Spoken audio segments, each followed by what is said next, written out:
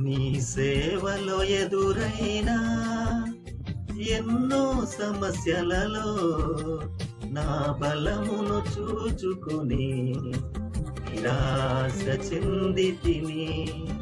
నీ సేవలో ఎదురైనా ఎన్నో సమస్యలలో నా బలమును చూచుకుని నిరాశ చెందితిని.